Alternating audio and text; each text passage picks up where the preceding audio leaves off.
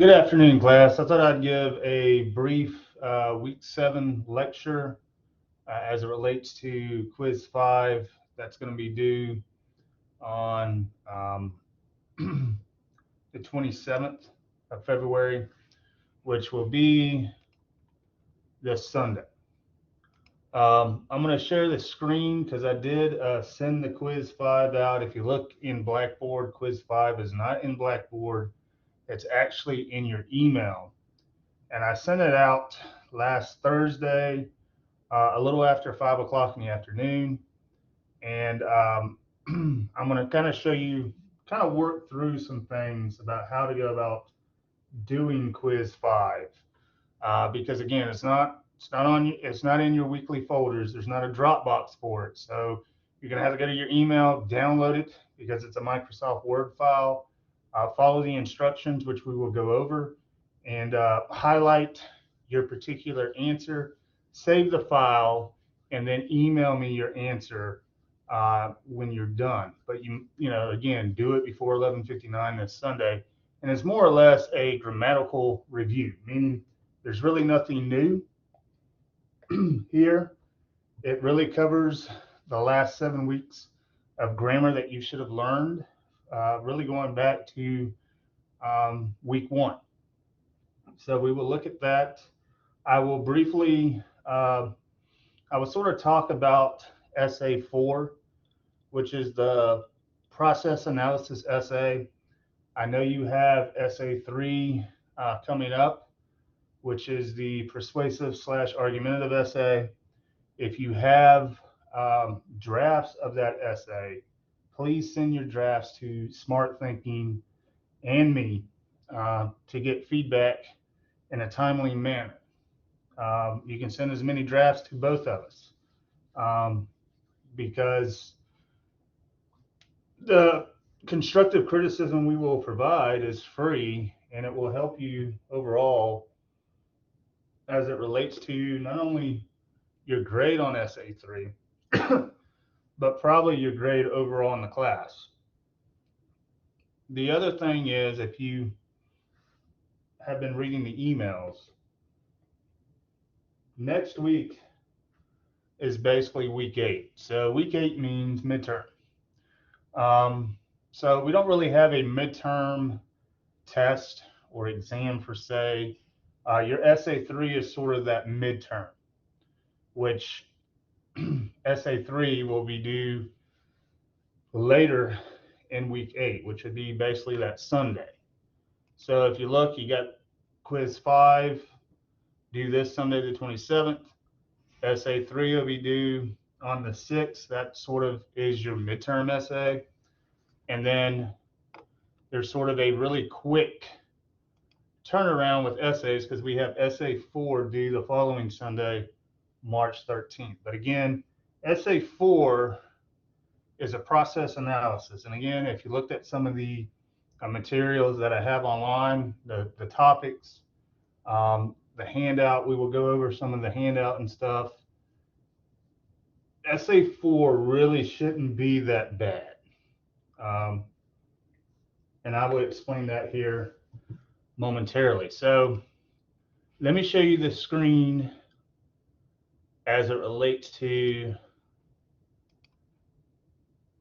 the quiz. So if you go to your email, your Coastal Pines email, you should have received an email with quiz 5 attached. Again, back the 17th of February, a little after 5. So if you download that and open that up, it will give you the quiz. So I'm going to blow this up a little bit because again, it's a grammatical review. There's really should be nothing new here. The directions basically say select the letter that makes the following sentence incorrect. If sentence is correct as is, then select letter E. You can use the highlighter feature to make life easier on you. Just make sure you save your file and then email your answers before the 11:59 deadline this Sunday. So if you look, each one of these 10 sentences has A through E. Don't worry about the F there. It was just my mishap. There's nothing there. When you read the sentence, if it's correct, then your answer, again, use the highlight feature right here, is going to be E. And just leave it at that. You don't have to rewrite the sentence. You don't have to correct the sentence.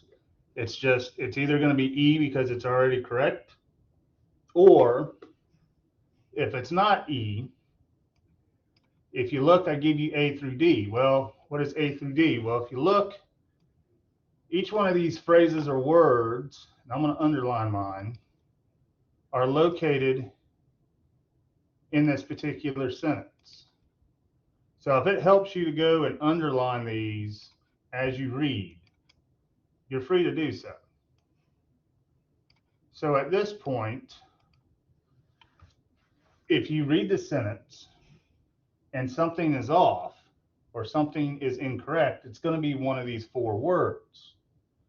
So let's say, for argument's sake, when you read the sentence, there's something wrong right here.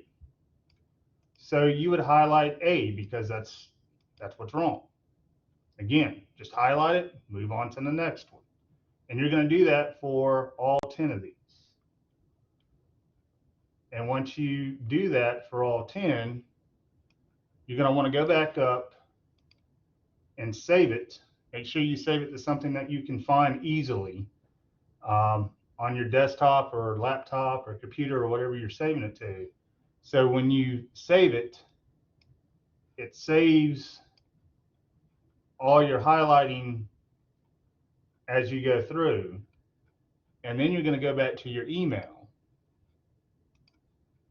and you're going to attach the file and you're going to send it to me. And that's it. That's all Quiz 5 is about. No, no more, no less. The other thing I probably want to bring to attention is, and I'm going to go ahead and open up a new file. Some folks, and I especially seen this with the last 2 essays, their MLA A9 format is not really correct. So when you're typing your essay, you're not really typing it in the right format in some ways. So to use an example,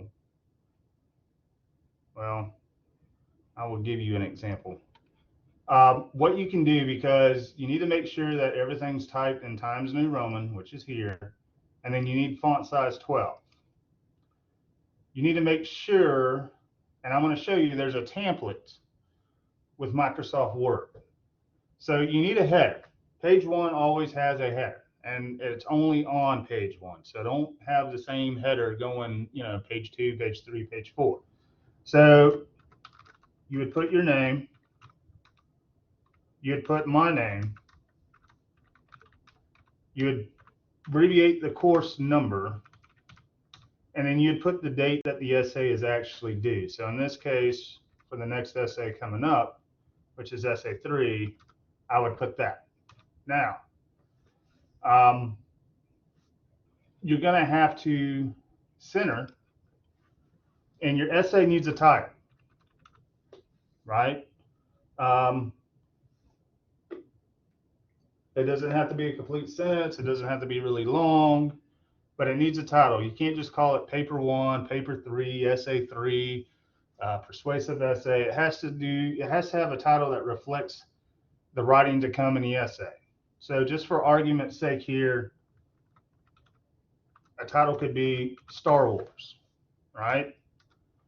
And then you want to make sure, and this is where I'm going to sort of copy and paste, going back from another student in my TRF class.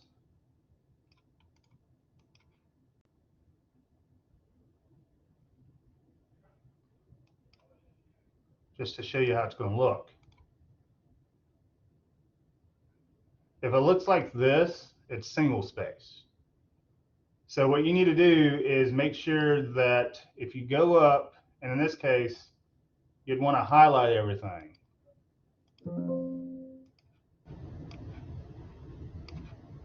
let's say you start typing and it looks like this. It's single spaced. So what single space is going to do is basically make you work harder, because everything needs to be double spaced by MLA standards. So what you need to do is make sure that either when you begin the document, before you start typing, you go up to the paragraph feature and there's a little arrow. You click on that arrow, go down to line spacing, and make sure you hit double. Or if you've already typed your essay in single spaced, you can go back and highlight everything that you typed and do the same thing. Now everything's double spaced. Now the other thing I'm seeing is sometimes when you're doing paragraphs, you're not indenting the new line of a paragraph. So it's just one tab. If you try to do the space bar, sometimes that can be tricky because really the one tab is 5 spaces. So 1, 2, 3, 4, 5. If you look, that is different. And I'll show you the difference. It looks pretty different to me. Then I'm just going to copy this again. If you did the tab. Because if you look, this second one's correct because you hit the tab button. This, even though you did go 5 spaces, is not really indented like it should be. The other thing that I'm seeing is this. And I'm just going to copy this. It's not going to make sense if you try to read it. But I'm just showing you what I'm seeing with these drafts and with the final. You know, when I'm grading your final essay, I'm seeing some of this stuff. Okay, I think that's the point. And I'm going to have to zoom out to show you this point. I'm getting no paragraph breaks. I'm getting long paragraphs that are going 2 or 3 pages. That's not an essay. That's just one paragraph that's going 3 or 4 pages. You need to break up your paragraphs. You need to find logical places in your writing where you can break up the paragraph. If you need to break it up here and it makes sense, then make sure that you indent. And I'm going to show you here again. You need to have paragraph breaks. You don't need to have just this one lengthy paragraph that's going 2, 3 pages. It makes it harder for the reader to really read, to get your main points. And it's just, I mean, by MLA standards, it's not what an essay should be. So you should have paragraph breaks. And make sure that you logically break a paragraph where it needs to be broken. The other thing that you need to do is make sure that you have your last name and the page number and on each one of your pages, top right-hand corner. So how to go about doing that? Again, if you go up to insert and go down to where it says page number, click on page number. You want to do top of page and you want to do plain number 3. So the only thing you need to do is type in your last name because the page number is already going to be there, a space bar, and either you can double click below this dotted line or you can hit close header and footer. Either way, when you go to a new page, your last name and that page number will be in the place where it needs to be. Don't try to manually put it in, because what happens, as you can tell, it's really not in the right spot. And generally you only get the first page right if you try to manually put it in, because what happens here is you have to space all this stuff down. And as you can tell from the one I did correctly, this either happens where it backs off, this happens, this may happen, that may happen. I mean, it's just all over the place and it just looks shoddy. So make sure that you're putting the page number with your last name in the right top right hand corner like it is here. The other thing that some of y'all are doing is you're not even using Microsoft Word. You're just going to the text box or whatever's in the Blackboard, and either you're copying and pasting, or you're just going ahead and typing your essay in that box, which when you do that, one, again, you're not using Microsoft Word, so I can't highlight it and make comments on it so you can go back and look to see what you're doing wrong. And two, if you're copying and pasting it from another word processing program, it's jacking up all your paragraphs, all the format when you're doing it that way. So please use Microsoft Word. If you go to your student email, you have a free version of Microsoft Word right over in here. Here it is. You click on it and you can create your new document that way. It's free. Now keep in mind, just because it's free, it's not going to give you everything that a desktop version of Microsoft Word will give you. I mean, it gives you a good bit. And some people find that formatting and that type deal can be kind of tricky with the cloud-based version, but it is free. So if you don't have a subscription, or your subscription on your computer or whatever has elapsed, you can use the free version that the college offers. So everybody has the capability to use Microsoft Word to type their essays. So really from this point on, everybody, if you're not using Microsoft Word, either the cloud version or a desktop version, you need to be using it for all your essays from here on out. It just makes it easier for me to mark it up, read, grade, that type stuff. The other thing is PDF files. Some of y'all are sending, and I'll give you an example of that too,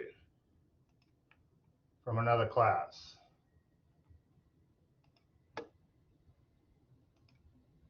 PDF files are good for me to read.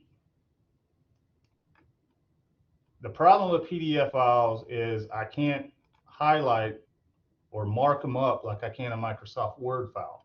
So the only thing I can do is basically read it and grade it.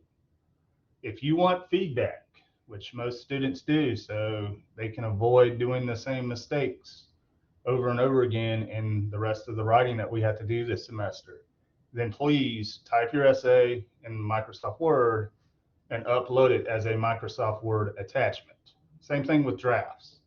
I can't, even if I do this, I can't make any comments on it. I can only read it and, like I said, give it a grade. So if you make a 75, you probably want to know why you made a 75. But if you uploaded it as a PDF file, I can't really give you that feedback.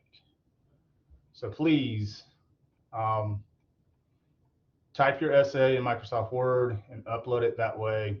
Same thing with drafts. I mean, if you sent this as a draft, I couldn't mark it up and give you any feedback. So it's really sort of a waste of time to even save it as a PDF file.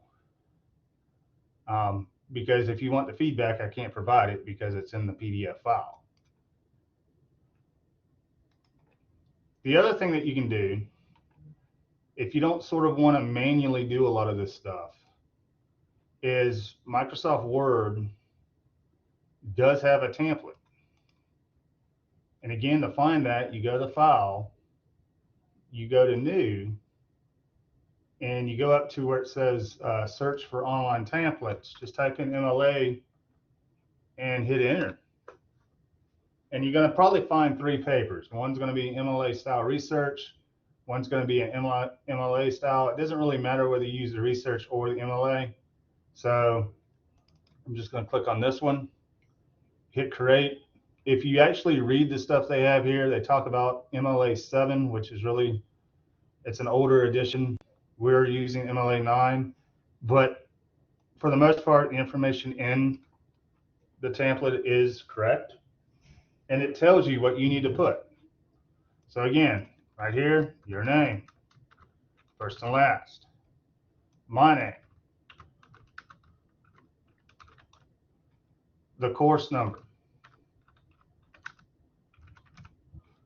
and the date that the actual essay is due.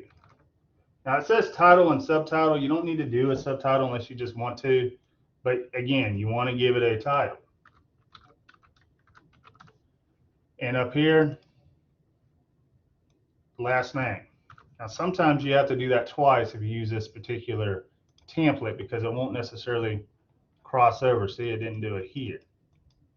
So what you're going to have to do is, in a lot of ways, because you don't need this information, you want to get rid of it.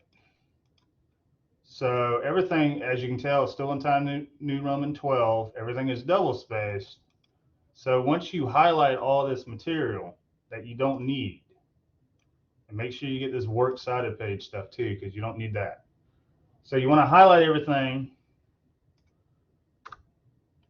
and delete. And then again, once you start putting your text in, again, you want to make sure that you indent the first paragraph. And I'm just going to show you with a bunch of X's here. Because again, it's still staying in the same format that you need. And when we go to the second page, it should have your last name and the new page number, which it don't. So you may have to come up here and change that for the second page. So when you get to page 3, it should say Smith 3 or whatever your last name is at that time. And as you get done with one, right after you save it, you can easily go back because the format, the headers where you need, the page numbers are basically where you need. The only thing you'd have to change would be the date and the title of that new essay. And of course, you'd have to get rid of your material because it's going to be a different essay. But that will save a lot of points for some of y'all. Is just the format of your essay. So I know, you know, grading essay 1 and essay 2, some of y'all lost, you know, at least 10 points, if not more, just on the format. So that's a letter grade. You know, your content and material could have been jammed up. It could have been a really good essay, but because the format was sloppy, you know, your essay could have had a 95, but because your format wasn't correct, you got an 85. Or it could have been an 85 and you got a 72 because of the format. So make sure that you're using the proper MLA 9 format. Okay. So I'm going to get out of here.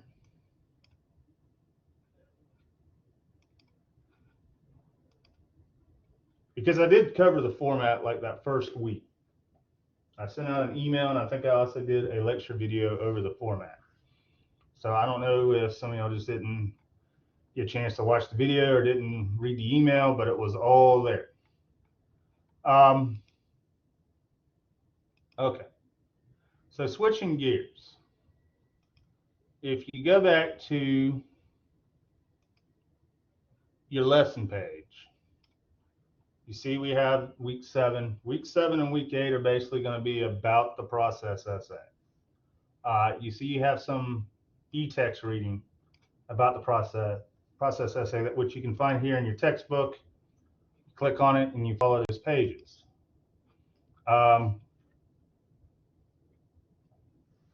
Next week, you're going to have some additional reading that deals with compare and contrast, cause and effect, classification, definition, other rhetorical modes of writing that could be useful when it comes to Essay 5, which is our research paper. And we'll talk a little bit more about that starting in week 9. So if you go into the weekly folder, notice there's we have a embedded librarian, Lauren Reed, here at the Camden Campus Library. And she's got some videos that talk a little bit about the library, which are going to be helpful when we start to talk about the research paper, again, after midterm, about week 9.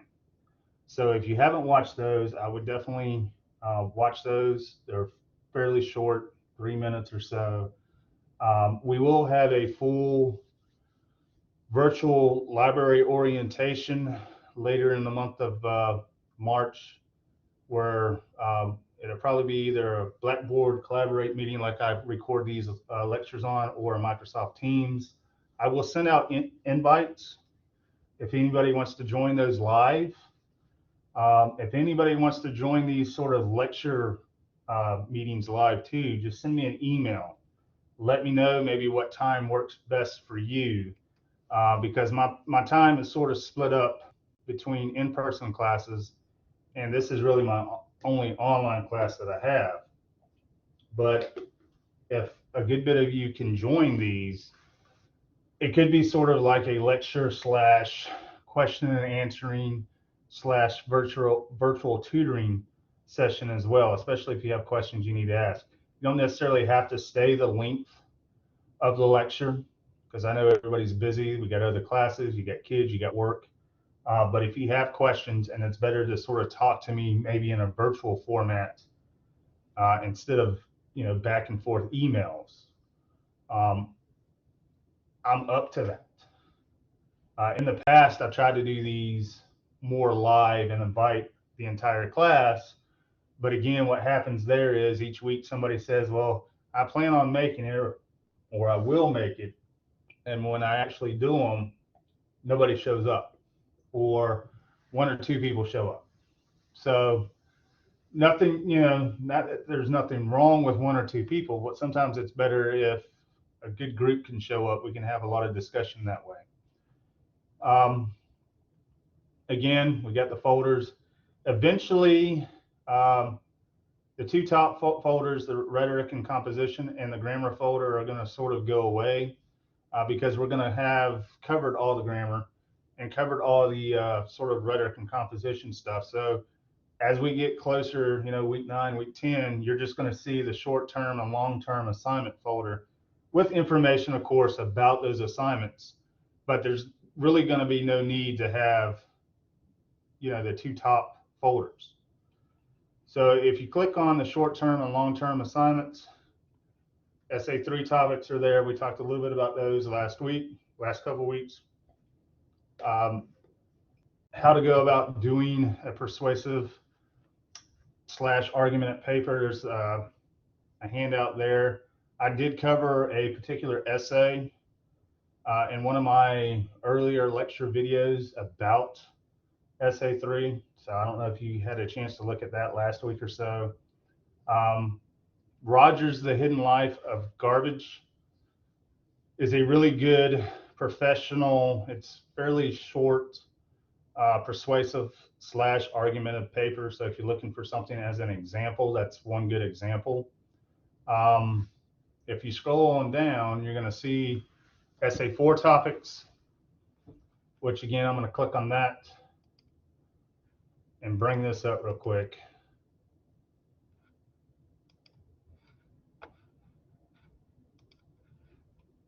And this is basically Essay 4. Now, a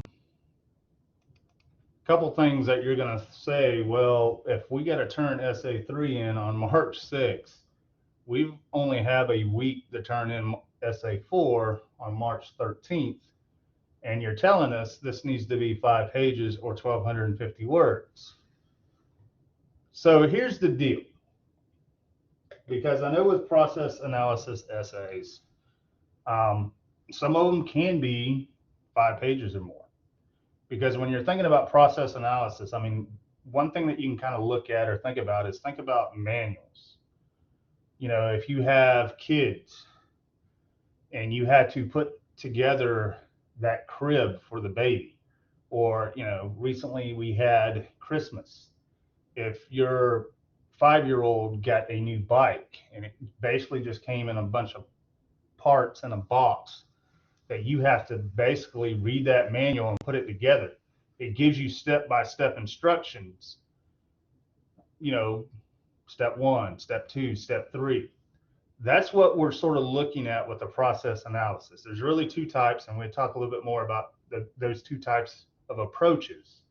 One lends itself to be a little easier to the writer, and one is I wouldn't say any more challenging, but it will lend itself more to the 5-page or 1,250 words requirement. And that's more of a, a directional or informative.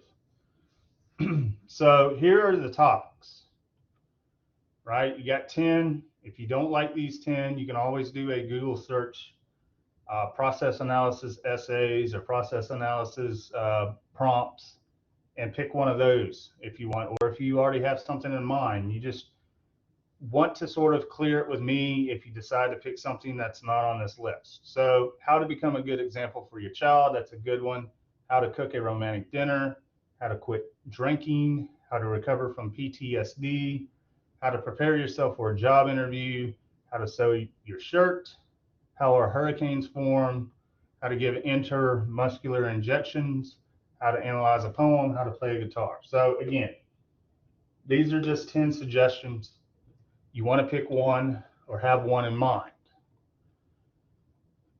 So going back to the length, when I show you the sample paper here momentarily, you're going to realize mine is not 5 pages. With that said, yours doesn't necessarily have to be 5 pages. I mean, that's sort of the minimum or the maximum in this case. Let's just say that's the maximum. It needs to probably be more than 1 page and 5 or less. So I would say a good number to sort of go by if you're worrying about pages and maybe word count. I would try to go for paper. So 2 pages at 250 words is going to be about 500 words, and 3 pages at 250 words, because usually 250 type words make a page, is going to be 750. So if you need to go to page 4 or 5, by all means go to page 4 and 5.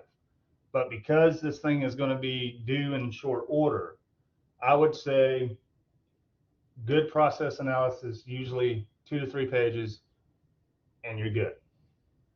But again, if you need to go 4 or 5, go 4 or 5. It all depends on your topic and which approach you're taking. So getting to the approach, right? This is what I mean by the approach. A process analysis essay describes a series of steps or events. A coherent essay requires a clear purpose or unifying idea thesis. So you need to kind of have a thesis statement still at the, your very last sentence of your introduction. So you should have an introduction to whatever your topic or whatever you're trying to give me steps on, information on, and you should have a conclusion, which you will see in my sample here momentarily. So as I was getting at, there are really 2 basic types of process analysis essay. You have this directional, which is how to do something. So think of steps, right? Step 1, step 2, step 3, so on and so forth. Those usually tend to be shorter. Those usually tend to be within the 2 to 3 page length. You have another type, informational, basically how something works. Those tend to be a little bit longer. They're not necessarily laid out or structured or organized by steps, meaning how does the engine in your car truly work? So you'd be breaking out, basically sort of taking apart your engine on paper. So you can see how that would take, that would probably be 4 or 5 pages if you decided to go that route. Again, you know your schedule better than I do at this point. If you feel that from March 6th to March 13th, you're not going to be able to really commit yourself to how something works in 4 to 5 pages in about a week's time, then I wouldn't do the informational one. I would stick with strictly directional. because again, that goes with steps. If you want sort of a challenge and think you do have the time, then by all means, if you want to do the informational, then do the informational. They give you an example here, how to cook perfect grits. That could be one way. Well, how to cook perfect grits really goes with the directional. How a rocket engine works goes with that informational. You can see how the two would be different, clearly. You would probably have to do a little bit more research with how a rocket engine works. You would probably have to do a little bit more of citing sources. Again, you don't necessarily have to go out and get secondary research sources for this particular paper, because the research aspect of the course is going to come in Essay 5. However, if you do use sources, if you do use quotes, if you do use things other people say, you need to be able to quote it properly in MLA. So we will really look at that as it gets closer to Essay 5, but if you do it for Essay 4, then you need to sort of let me know, so at least send me drafts so I can make sure that you're directly quoting correctly. You have the MLA parenthetical citation at the end of your quote or paraphrase. You have a works cited page. It's stuff that we will learn later on, but to avoid plagiarism for Essay 4, you need to know how to do that earlier if you decide to use secondary sources. So after you pick which one, and mine, when I show you, is going to be more directional here momentarily, but I show you one that's a little bit more informational here too as well. So there's really 3 basic steps to this process essay. You want to divide the process, have a clear purpose, and divide the process into basic, well-defined steps using following a time order. An outline will help you organize the paper. So that's the other thing too. If you really wasn't using an outline for Essay 1 or Essay 2 to structure your thoughts, to structure and organize your paragraphs, then you probably want to use one for Essay 3 and for this Essay 4. Outlines help. They keep everybody sort of in what they want to talk about throughout their paper, and you risk getting into that point where you're going off in the tangents, or you're going off into a different direction that has nothing to do with your thesis or your topic at all. So I would suggest, if you didn't do an outline for your narration or your descriptive essay, do one for the persuasive and the process. It will be helpful. It will probably save you a lot of aggravation as you go through the drafting process. You want to use effective transition words. Some of y'all did that for the first 2 essays. Some of y'all didn't do that so well. And again, you can find a list of transitional words and phrases by doing a Google search. Just type in a list of transitional words and phrases, and you're going to find bukus that you can use for any paper that you write, whether it's in this class or some other class. But they give you some examples here, like then, next, after, doing this, because it helps the reader, especially if you're going into steps or if you're even doing an informational essay. It will help. Read your paper carefully, obviously. Examine the process essay step by step, looking for possible omissions, for example, for a recipe. So that's the other thing that you can do. I know I didn't list that because most people do that as a topic, but it's perfectly acceptable. If you like to cook, if you have a recipe that most people don't know about or would like to learn, how to cook grandma's perfect oatmeal raisin cookies, then you can do that. But make sure that you're not skipping steps, because you may know it like the back of your hand, but your audience, including, which would be me, but if anybody picked up your paper and wanted to learn how to do the recipe, if you went to step 1 and somehow jumped all the way to step 6, then you've already missed steps 2 through 5. And if we don't know what we're doing in the kitchen, we're not making grandma's famous oatmeal cookies. We may just be making a mess of, Joe Blow's cookie dough that looks like a burnt pizza or something. So you want to make sure that you are doing step by step, that you're not leaving stuff out. Another example would be, and you see these a lot, especially on YouTube, Facebook, they have a lot of these hacks and that type of stuff. If you went to YouTube and you're tired because of everything everything's going up, inflation, gas is going up, groceries are going up. You probably have felt it the last couple months in your back pocket when you're going to the grocery store. But everything's going up: rent, cars, even maintenance for your car. So let's say that you don't have $50 to get that oil change this month, and you want to learn how to do it yourself. Well, if you go to YouTube, you're going to see bukus of videos of people claiming they know how to change the oil and they can show you how to change the oil. So you're going to look at a video, right? You hope that the person that uploaded that video that's doing the oil change is sort of doing it step by step. Because if they skip a step and you're not really mechanically inclined to work on your own vehicle, you may miss something and you may screw up your engine. At that point, you're going to be really mad at the person that made that video, because he basically just screwed up your car. So you went from saving $50 to now having to spend bukus of cash that you don't have, maybe, to either get the engine fixed or buy another vehicle, which most people don't have that type of money just to throw around, even for a used vehicle. So, put yourself in the shoes of the person reading your paper. They need to know the steps, so you shouldn't skip. This is an example. It's basically it's taking the topic, the essay writing process. And this is more of a informative,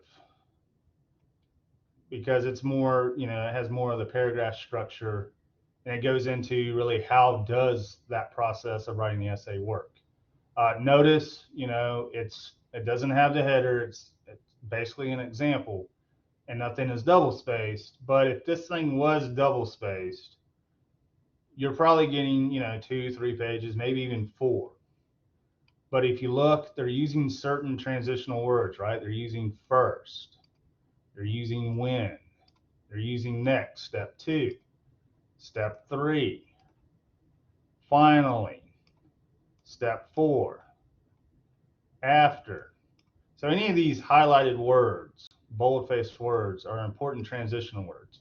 If you notice, they're scattered. They're not in every single sentence. So you don't think that you need to have a transitional word in every sentence. You don't. But if you're going from one point or one step to the next, you probably want to have them, because otherwise your audience may not know you're going from step 1 to step 2 if you don't say it.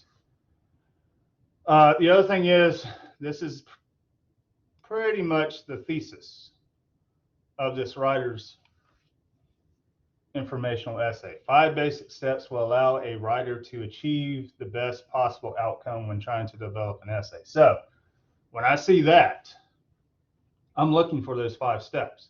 Here's 1, here's 2, here's 3. So they go in order. This is the sort of the time order. Step 4, and then we get the final step. We sort of get a conclusion here that sums up everything. And again, if you look over here, it sort of gives you some guidance and hints as well.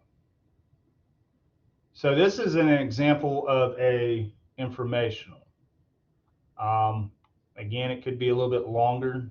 It could be approaching that 4 to 5 page length, had this been double spaced. My particular example that I'm going to show you now is not as long.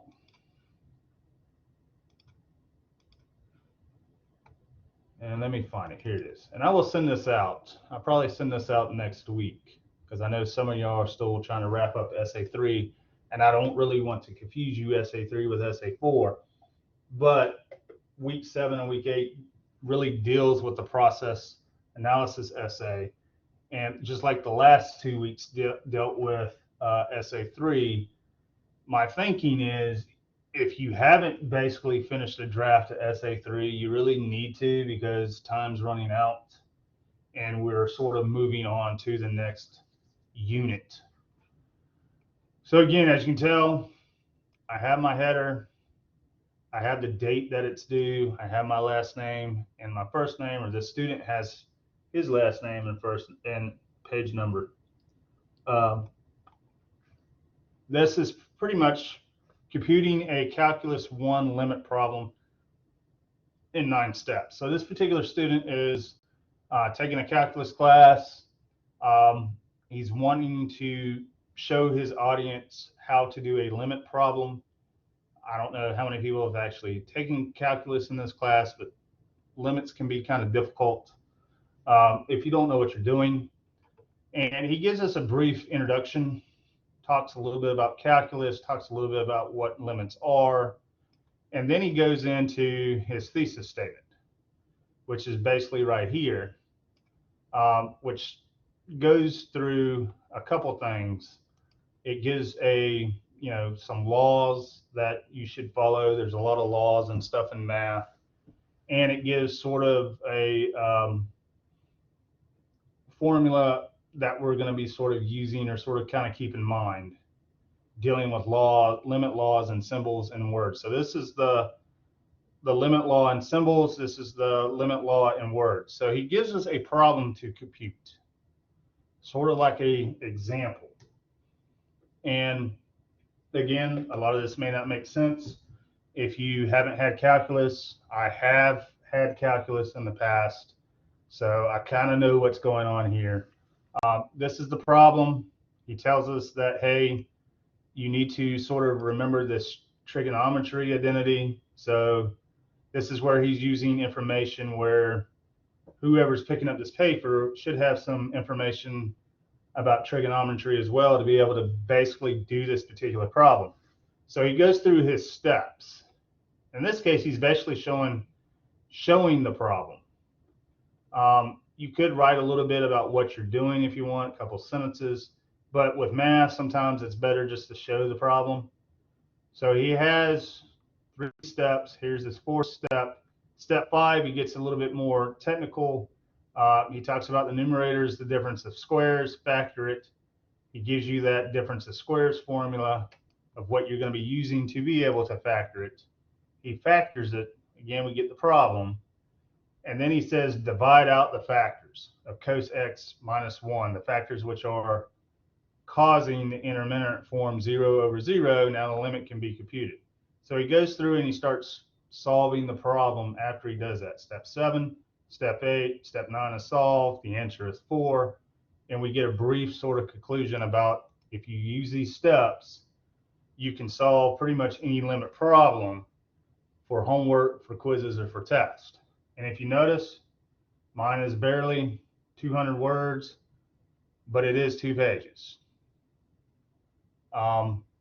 This is more of a directional because you're giving steps. So again, you have a choice once you get ready to start doing SA4.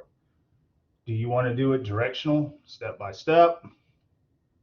Or do you want to do it more informational, as we saw with our last particular paper? So that's really going to be up to you, whatever side you want to be on at that point. Some topics are better informational. Some topics are better directional. Again, recipes, if you want to do a recipe, works really well. Directional.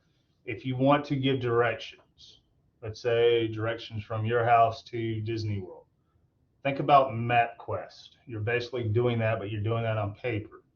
You want to be careful, because if you do give directions like that, you're not basically going to MapQuest and copying and pasting everything they have, because that would be plagiarism, and you need to put that information in your own words. how to rebuild an engine. Of course, that's going to be more of a informational maybe.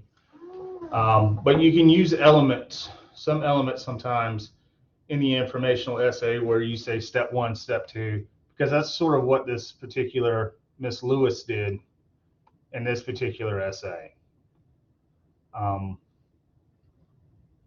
Again, really, it's going to boil down to your topics. Which one is going to work out best for you as it relates to the two types of process analysis essay. You don't want to mix both of them. You want to either stay directional or stay informational. You don't want to give me one page directional and the other page informational. So don't mix and match. Pick one, and that's where the your outline would come and probably tell you after you make your outline which approach you need to be taking as it relates to essay 4. For the most part, that's essay 4 in a nutshell. Again, you can start sending me drafts of essay 4 when you feel like you're ready to send me drafts of essay 4 and smart thinking as well. I did send out some information about smart thinking. I don't know if some of y'all are actually using smart thinking for some of the last few papers. But here's the login.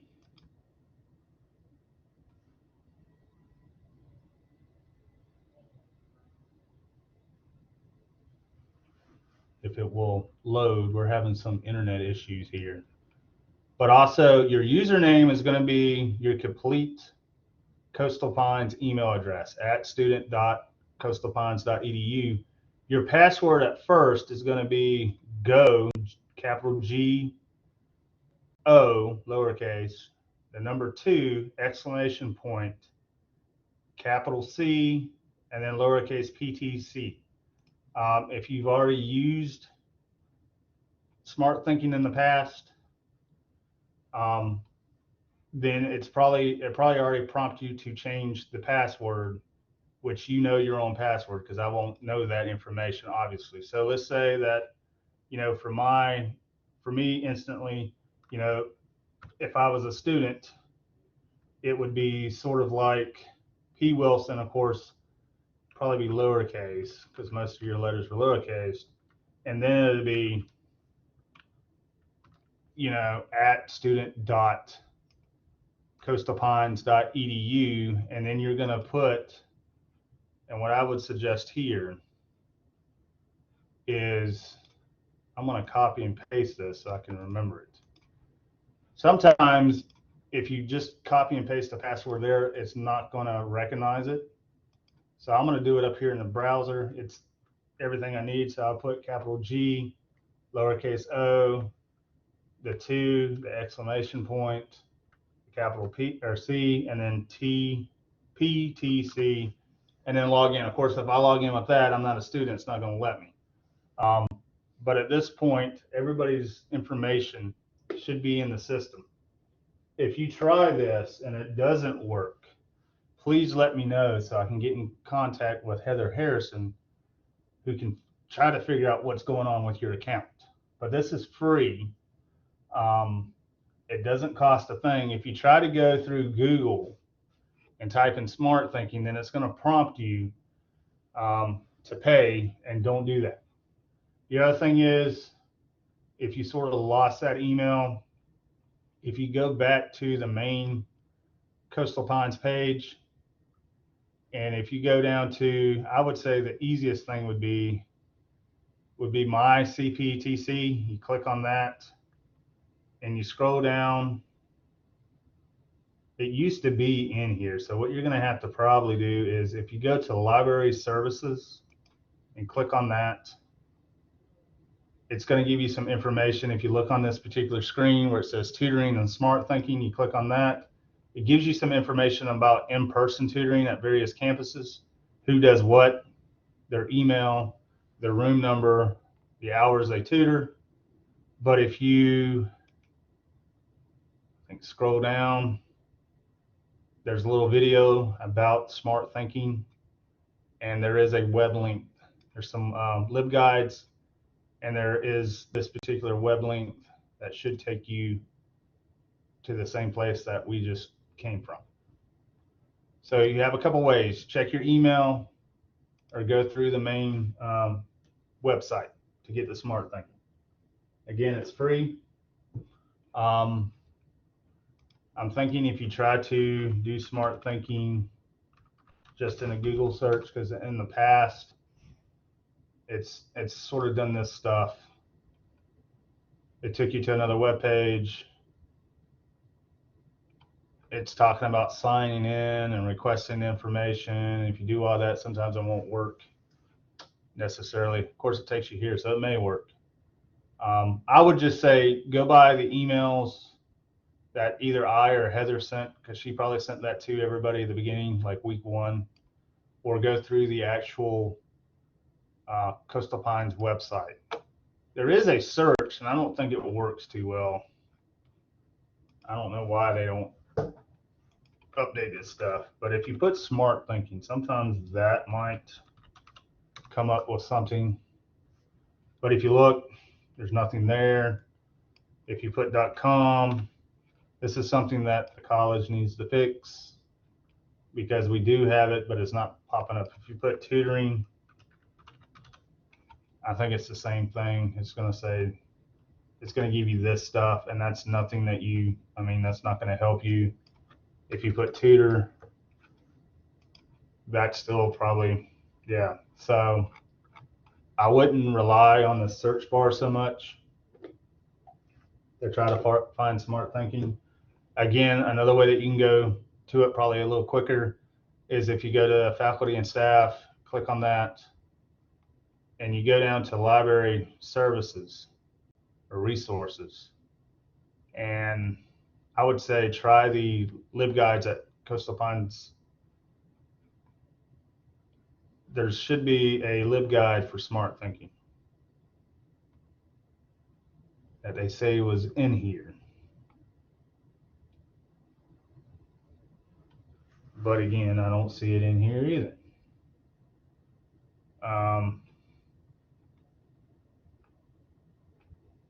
There's some information about the MLA style guide. If you want to go there, that will help you. And it gives you a sample paper and some videos.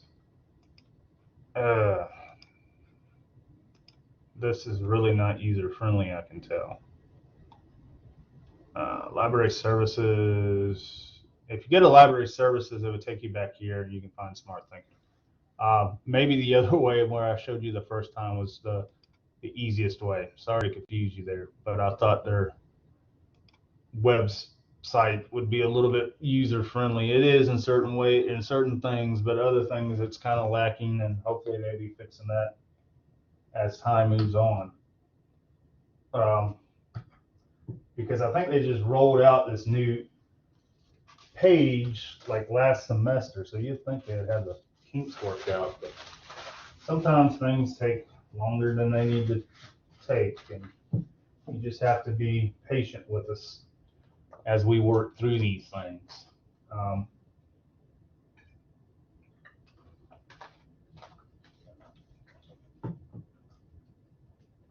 The other thing that you want to be mindful of, especially for those planning on coming or taking summer classes, is if you go to the faculty and staff section, you're going to see something that says schedule classes. If you click on that, you notice summer semester 2022 is already up. If you want to look for classes, you go ahead and hit show courses. There's particular instructors. We're still working on this. It's not 100% accurate yet.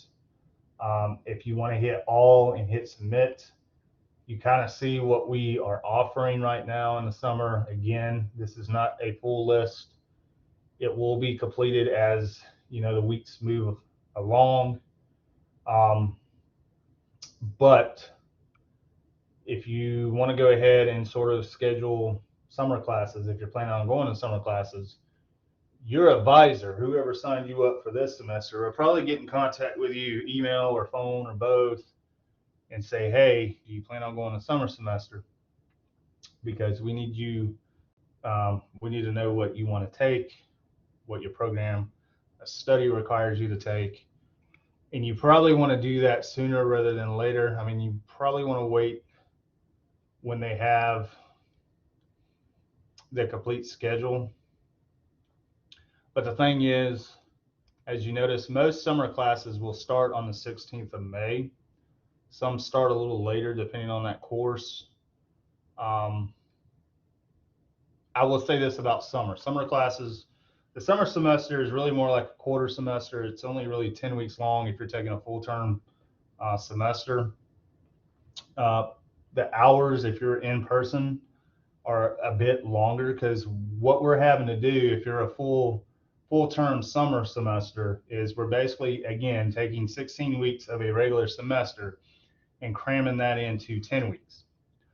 So it's going to be a lot of material that you cover. Instead of in 75 minutes, you may be in a 90-minute, you may be in a 2-hour class, depending on the class. If it's online, obviously you don't have to show up, but again, we're still taking what we would do in 16 weeks and condense it into 10. So it's pretty intense. We do have 2 holidays. I think we're adding a new holiday as well. We will have Memorial Day. We have the first week of July off, sort of as like a summer break. It's like a spring break in the summer. And I think this year we're honoring Juneteenth. We're trying to get some indication of, because that's on a Sunday. School's not really open on a Sunday, obviously. So it'll probably be whatever that next Monday is, or that following Monday that we have off. So that's sort of a new holiday that we are honoring this year. So the schedule, as it relates to holidays in the summer, looks like it's going to be 3 instead of 2. But again, it's excuse me, it's really a shorter semester, and you want to be mindful of how many classes you take, because you can get overwhelmed in a short amount of time with it being only 10 weeks. If you don't think you can handle, if some of y'all are handling 4 classes now and think 16 weeks is pretty rough, then try doing 4 classes in 10 weeks. It's not going to be pretty, especially if you plan on working. If you're trying to do some vacation or some family time, you just want to kind of keep that in mind. I wouldn't try to put too much on your plate if you can't eat it, so to speak, when it comes to summer semester. Because again, you have that opportunity in the fall with a full 16-week semester to take more classes if you think you need to. The benefit there's a couple of benefits about taking summer semester. One is, let's say, for instance, math. If you're taking college algebra and you need to take the next math, whether it's trig, calculus, whatever the case may be, I wouldn't necessarily, and especially if math is not your strong suit, I wouldn't wait until fall semester or spring semester again to take the next math class, because if you forget what you learned in college algebra and you need that for the next class, then you're sort of having to go back and relearn what you already did learn in 16 weeks, but now you have to, relearn it again to be able to pass the next math class. But if you go right into the next math in the summer, all that stuff should be fresh and you should do better in that course. The other thing about taking summer semester is if you do well in all your courses, it just gets you that much further closer to your graduation date. I've taken summer classes in the past as a student. I see the pros and cons in it. Yes, it does get you kind of closer to graduation, but it can be a pain in the butt, especially if you want to do other things. It's warmer. You got family reunions. You got 4th of July barbecues. You want to go, Miami or whatever the case may be. It's a juggling act, especially if you're taking, 3 or 4 classes. And if they're not all online either, that could be also a issue. You may have 2 that are online and 2 that you really have to be in person for. So it's kind of hard to plan for anything if you got to be in person. And I've taught. I'm going to be teaching this summer too, technical writing for TRF. So I've been in both. I've been, the instructor. It's kind of rough on us too because we got to do a lot of stuff. Grading, there's a lot more. Grading comes quicker because there's something usually due about every week in most courses. So that's another thing you have to keep in mind. Deadlines are going to be faster just because of the amount of information that you have to learn and that you're going to have to sort of turn around and apply to that particular course. So just keep that in mind as it relates to summer. I hope that the full summer semester will be ready before we go to spring break, which would be the first week of April. So to give everybody enough time to sort of plan on what they want to do, you want to sort of keep in mind when you're looking at the schedule where it says enrolled, it gives you a max. That's basically telling you, because I don't know if your advisor really shows you this stuff, the max is how many students can be enrolled. Once students start to get enrolled, this number 0 is going to, be 1, be 5, be 25. Once it hits 25, it's sort of capped. So if you want to enroll in this particular course and you come over here, you wait real late to try to enroll, they may put you on a waiting list, which means you may or may not get in that class. It all depends on if somebody withdraws or drops that first week. So that could possibly set you back, especially if you need that class to graduate, and that's the only time they have it. The other thing, as you can tell, is credit and contact hours, where it's going to be, obviously, the instructor, the date, the room number, that type of stuff. The R, a lot of students, especially in in-person classes, they get the R sort of, they don't understand what R means. R is Thursday. So if you see something T and R, it's Tuesday and Thursday that class meets. Clearly the M and W is Monday and Wednesday. To be A or TBAs to be announced of the days. Sometimes you may see TBA as the instructor. The instructor will be announced hopefully before you actually take the class. If it says online, then generally the days are going to be TBA because everything's online. Sometimes you have the O. Some classes may be hybrid, where you go in one day maybe for 3 or 4 hours, and then the rest of the time or the rest of the week you have stuff to do online. So keep that in mind if you're in a hybrid class. You don't have to meet both days, but you do meet one day for a lengthy period, and then the rest of the week you have to check Blackboard and do stuff online to keep up with the class. So besides that, unless we don't have any hurricanes that we have to evacuate early in the summer semester is just fast-paced. It's not really any more eventful than the spring and the fall. It's just it's shorter and it's faster. All right, enough for me, because you're probably tired of me, and it's getting close for me to try to wrap up stuff here at the office to get on back to Brunswick. I hope everybody has a great rest of the week. Enjoy the warm weather that we're having, because I think it's supposed to get cooler again toward the end of the week. We'll see if that actually happens. If you need anything, please reach out, email me. As I said, I can't read minds, so if you're struggling with something, I need to know. It's better for me to know before you turn something in and I have to grade it than it is to turn something in and then I grade it and then you let me know. Because there's nothing I can really do. We can't go back and redo the grade. Otherwise, send drafts of Essay 3 and Essay 4, and I will have another lecture for next week. Probably not as long, since I had to cover everything sort of this week. But this will get you sort of started. If you feel like you're in a pretty good position with Essay 3, you can go ahead and start Essay 4. if anything, you could, you know, have both of them ready to go for drafts and have both of them written before the due dates for both. And I will have a Dropbox as it gets closer to. I will double check. I think there's already a Dropbox for SA3. If not, I will put one up before the 6th of March, and I will put one up before the 13th of March as it relates to SA4. So if you get done earlier with both essays and have already sent drafts to me in Smart Thinking and feel a pretty good area, you can, you know, possibly submit both essays earlier.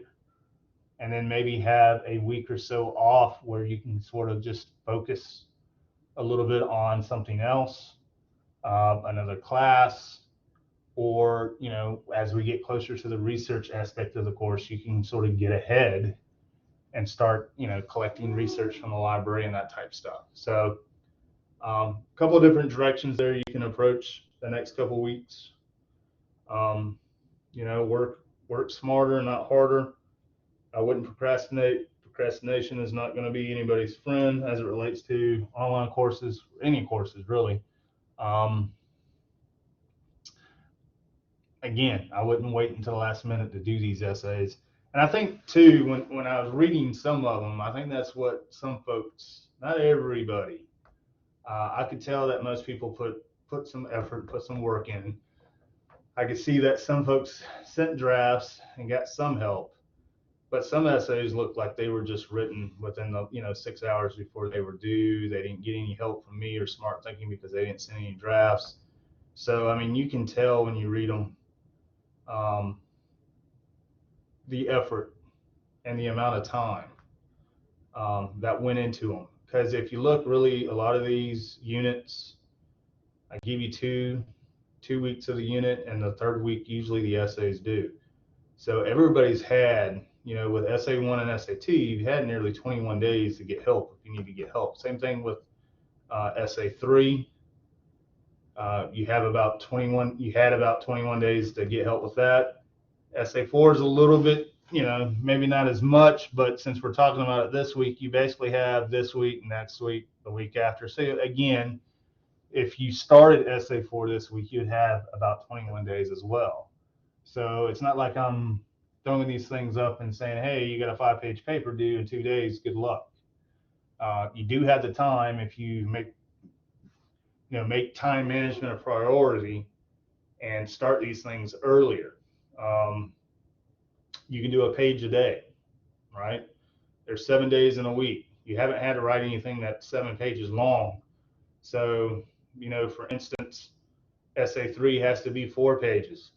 If you started SA4, let's say today, or SA3 rather, 1 page today, 1 page tomorrow, 1 page on Thursday, 1 page on Friday. By the weekend, you'd have a draft of 4 pages. Then you can start sending me drafts, because the hard part's really done. And that's getting the darn paper written for a first draft. After that, you know, the process of drafting, depending on, you know, what grade you want. Do you want an A, B, C, or D, or F? Nobody really wants a D or an F, I know. But at that point, it just depends on how many drafts you send me in Smart Thinking to be able to get whether you want the A, the B, or the C, you know. Unless you're just a really, really good writer, you're probably going to have to do multiple drafts, maybe 4, 5, 6, 7 to get the A. If you're a good writer, you may only have to do 2 drafts to get the A. So just keep that in mind. And when I do send drafts back and you have comments in the right-hand corner, think of those as being 1 point. Each one of those comments is 1 point. So you could sort of informally determine your grade if you turn that essay in as it was, you know, as a rough draft, what your grade would be. So if you submit a rough draft to me and there's 50 comments, well, 50 from 100 is 50. That would have been your grade had you turned that in just as it is, which nobody wants the 50. The process of the drafts is with each one of those drafts, you should start seeing those comments go away. Now, you may have a couple new ones. Expect that, because Smart Thinking and me, we're only human. We're not going to catch everything in the first read. That's why I say send multiple drafts. if you have time to do so. That's how your writing improves. That's how your grade improves. Um, so if you sent the first draft and you had 50 comments, well, I'll give you my feedback, my suggestions, my comments. Let's say you fix 25 of those. Well, when you turn in draft number 2, you go from a 50 to a 75 because now you only have 25 comments you have to fix.